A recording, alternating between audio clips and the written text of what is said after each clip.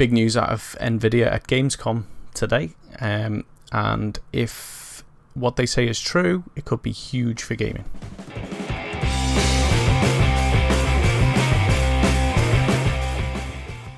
So I've just watched the announcement by nVidia at Gamescom in Cologne, where Jensen Huang went through the big reveal for nVidia that everyone's been waiting for a little while now. And basically, they've got a new architecture for us to play with. So basically, just a quick roundup. Light in computing terms in CGI has always been a problem because it takes a lot of computational power to get light to work how you want it to.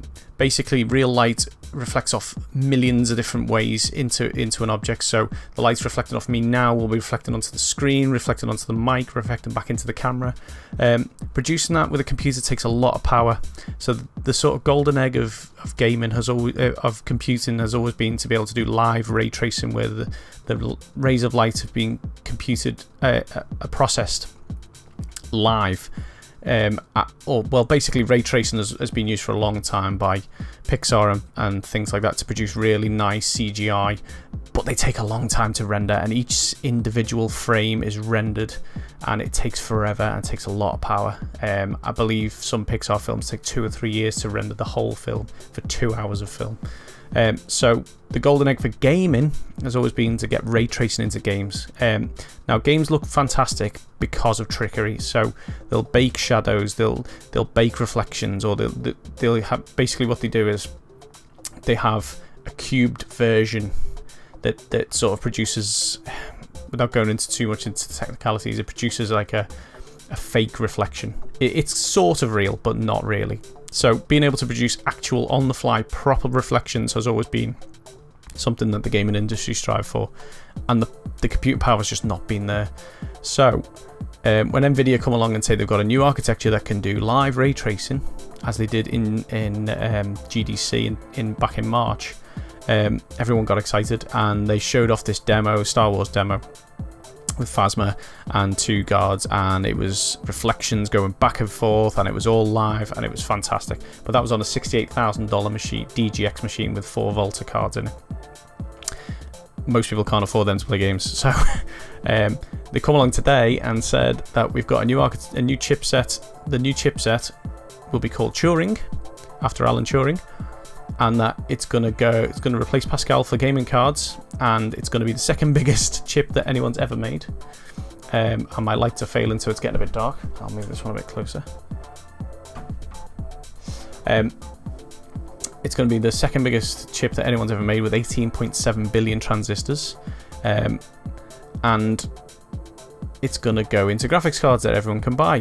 So obviously everyone's really excited. So basically, because it's ray tracing rather than super sampling and things like that, they've produced their own system of measurement, which sounds a bit dodgy to everyone, and we'll have to see how the results come out. But basically they're putting it down to ray tracing operations per second, they call it, RTX ops. So it's this new arbitrary measurement for ray tracing graphics cards that is going to measure the new system of graphics that they've brought along. So anyway, this new arbitrary system of measurement that they've invented for ray tracing, the RTX ops, they've measured the brand new card, the 2080 Ti, which is going to be the top of the consumer cards, and they say that it's going to put out 78 trillion RTX ops. Now when you consider that like any light, a world light or whatever, is going to put a lot of rays out, and they all need to be computed and worked out what they're going to bounce off and stuff, then 78 trillion sounds pretty good. By comparison, they've done ray tracing tests on the Titan X card, and that's putting about 12 trillion RTX ops out. So there is a bit of a difference there. As you can see, it's about 6 or 7 times the power of a Titan X for ray tracing, as you'd expect, because that's the whole architecture. Anyway, we'll see how the tests come out on those. it's unlikely I'm going to get to test one anytime soon because I've got to buy my hardware to test it. So we'll see what the other benchmarks said, but I'll drill down into the figures on the hardware soon and just see what sort of numbers they're putting out in terms of performance. So anyway, the main thing that you probably want to know is what graphics cards are coming out. So there's 3 main models coming out. 2 are up for pre-order now. 1 is going to be up for pre-order soon. So the 2070, the RTX 2070 is going to be up for pre-order soon, but at the moment it's just notifying me on the website. These are founders editions through the nVidia website. That's going to be $499 US or £569. You then got the 2080, the RTX 2080, that's going to be $699 US or £749. And you can pre-order that now through the nVidia website, as well as third-party versions through various sellers. And then you've got the 2080 Ti, the top of the class, is going to be $999 US or £1,099. Now that's quite expensive for a graphics card. It's a lot of money in anyone's book, really, but the performance they're claiming and the benefit that you're going to get, that they're saying you're going to get, it could be worth it, but it hinges on the games and how good they're going to be for content. Now, what they've said is that because ray tracing takes a lot of the effort out of faking the good visuals, as it were, there should be more effort to be able to go into level design, size of levels, stories, and things like that, and generating better games, which is what we all want to see, especially out of the AAA titles, which can get very samey.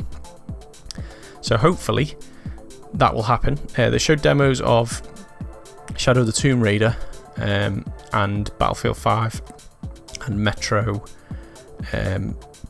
Exodus, and they all look great, fantastic. The difference between RTX and normal, the normal games, you look at it going, oh, that's fantastic, looks fantastic, can't wait to play that. And then they put the RTX on, and the shadows and the lighting and everything just pops, and it really does add extra atmosphere. And that might just be the demos they've created that are just wowing us, but they do look fantastic. If I can try and get hold of some clips, I'll put some up in another video and we'll have a talk through them. But yeah, so that's as long as the games are good, then they'll be worth buying. If the games aren't good, it's going to be a waste of money for a while until the games start getting good. They might look good, but they've got to have the content as well. So just a few of the details about the cards. The 2070 is 8GB of GDDR6, which is the next standard in graphics memory. It's running at 1710 megahertz, overclocked apparently according to the website. I don't know why they've put the overclocked in, but it's a fast speed, and it's 14 gigabits per second on that memory, compared to the 1070, which runs at 8 gigabits per second, so it's nearly double. You've got on the 2080, you've got 8 gigabytes of GDDR6. It's running slightly faster at 1800 megahertz. My lights are failing, so I'm starting to get a bit dull. I'm over here. But the 2080's got 8 gigabyte GDDR6. It's running slightly faster, 1800 megahertz, also 14 gigabits per second memory throughput. And the RTX 2080 Ti is 11 gigabytes of GDDR6.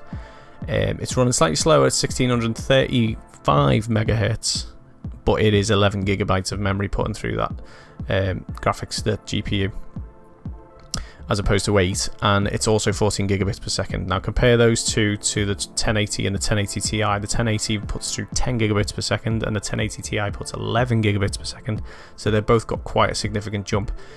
When you also take into account that it's a completely different architecture, they're supposed to outstrip them by far. Even the 2070 is supposed to be a lot better than the 1080 Ti. So yeah, so there was various things they mentioned, like being able to play older games that don't take advantage of RTX using the new cards, and what the performance increase will be. And they said that because you take in because the floating point, which is to do with how graphics are computed today, is still faster on these cards, there's still going to be a significant increase in performance, even on games that don't take advantage of ray tracing, which is good. I hope that happens, because then buying a card is not going to be so much of a problem for people if they're playing a lot of older games, because then you're not going to be paying for that ray tracing only and then not see a big increase. So as long as you're going to see an increase in performance on older games as well, then they're going to be worth it. What will be interesting is to see where AMD go next, because if nVidia if these nVidia cards do what they say it's going to do, it is genuinely going to revolutionize gaming. In the AAA gaming sphere, possibly. What I'd like to see is if indie games can take advantage of these advanced lighting techniques in 2D games and make them even more realistic, which of course they will be able to do, but how they use it, and that's more exciting in a lot of ways than these AAA games. So yeah, that's just a quick rundown of the new cards that have come in, that they've announced, and some of the new features. I will drill down into the numbers, and I'll get another video up that sort of goes into a lot more detail for people who really want to know about it. But yeah, it's exciting times, possibly. So let me know what you think. Did you watch the announcement, and what do you think about this new way of producing graphics? Ray tracing has always been the sort of holy grail, and now it's coming to fruition in live ray tracing, which is exciting if it works. Let me know what you think. Like, share, subscribe, obviously. If you do subscribe, hit the bell so that you don't miss any more of these videos, and I will be back with you soon with another Let's Play, and we'll have a look a bit deeper at these graphics cards. So until the next video, play it on hard mode.